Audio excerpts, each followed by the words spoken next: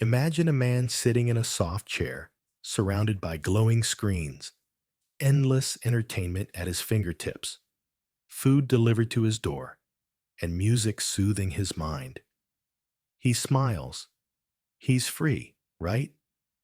Now imagine this man cannot go a day without his phone, can't hold a single thought without checking for notifications, can't sit alone without Netflix buzzing in the background, can't even feel joy without buying something. Still free? This is not a dystopian future. This is now. And this story isn't about a dark tyrant ruling over us with fear. It's about something far more seductive, something Aldous Huxley warned us about nearly a century ago, that the real danger isn't pain, it's pleasure. In 1932, Aldous Huxley published Brave New World, a haunting vision of the future. Unlike Orwell's 1984, which painted tyranny through fear and violence, Huxley's world ruled with pleasure. People were not beaten into submission. They were entertained into obedience, distracted, sedated. In Brave New World, society is engineered to be painless. Every citizen has a role, a routine, and a drug called soma. Whenever life feels too real, too empty, too intense, soma smooths the edges. It gives them pleasure, just enough to keep them numb, just enough to keep them from asking dangerous questions. The terrifying part isn't how different that world is from ours. It's how similar. We often think of pleasure as freedom. After all, what could be more liberating than doing what you want, eating what you like, watching what entertains you?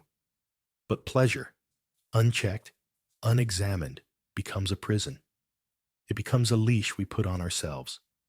Dopamine, the chemical of pleasure, doesn't care about your long-term well-being. It cares only about now. It rewards you for scrolling, not reflecting, for escaping, not confronting, for consuming, not creating.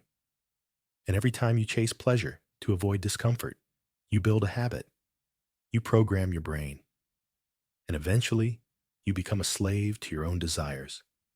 Not because someone forced you, but because you chose it. Again and again.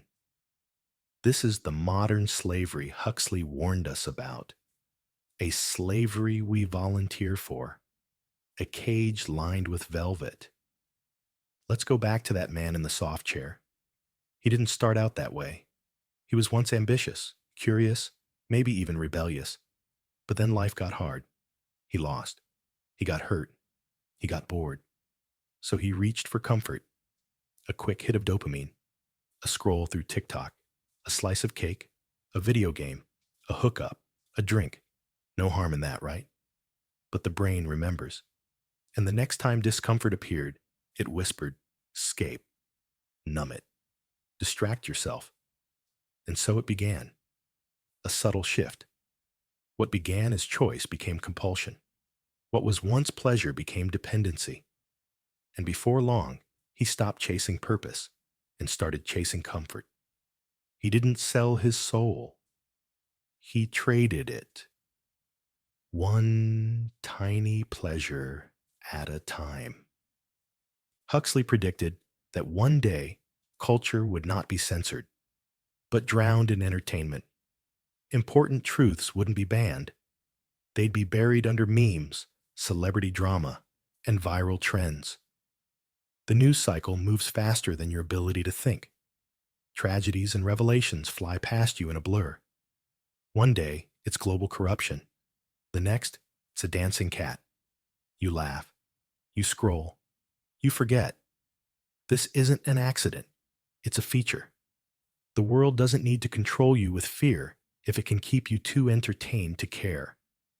This is the genius and the danger of modern pleasure. It feels like liberation. It's actually sedation. Ask yourself, who profits from your pleasure? Every scroll, every swipe, every craving, It's monetized. Algorithms are not designed to make you happy.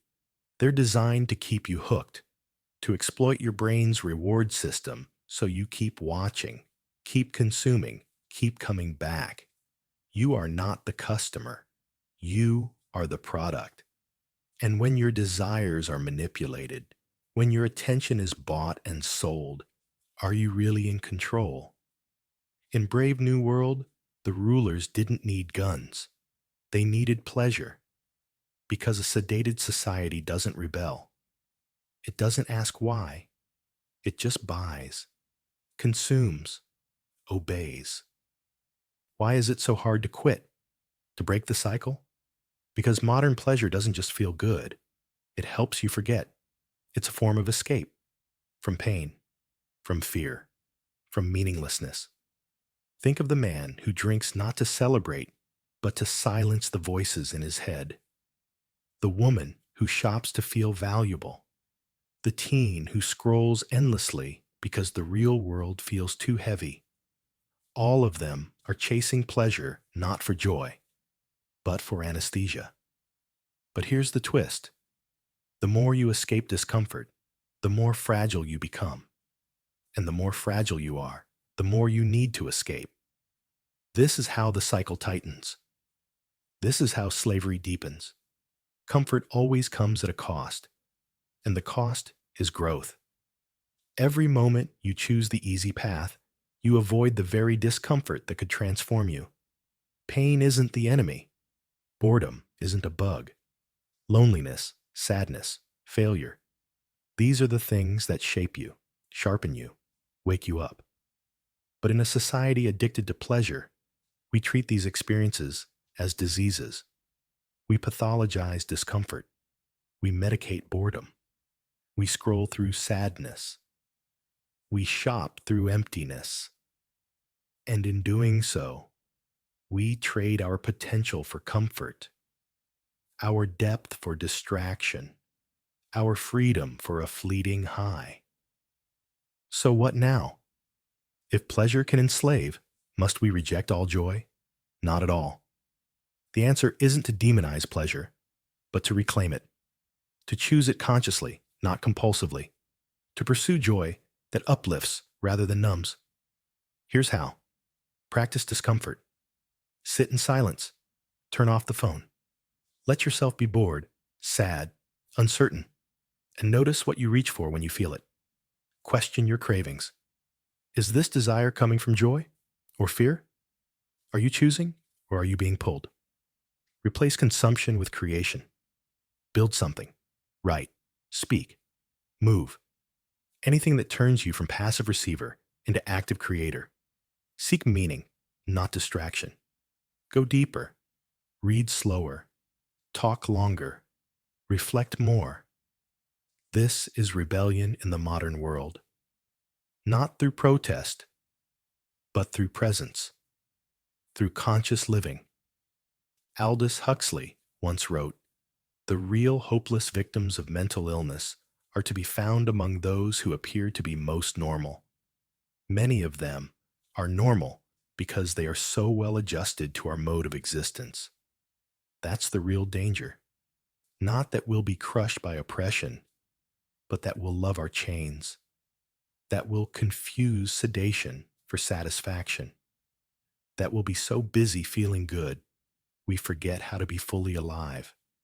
But freedom, real freedom, begins when you see the cage. When you stop chasing comfort and start seeking truth. When you stop numbing and start noticing. When you stop consuming and start becoming. And that journey doesn't begin with revolution. It begins with a single moment of awareness. Like this one. The most powerful chains are the ones you can't see. The ones that look like pleasure. The ones that taste like freedom. But now you see them, and you cannot unsee. You have a choice. Keep chasing the pleasure that keeps you asleep, or wake up. Not someday. Now.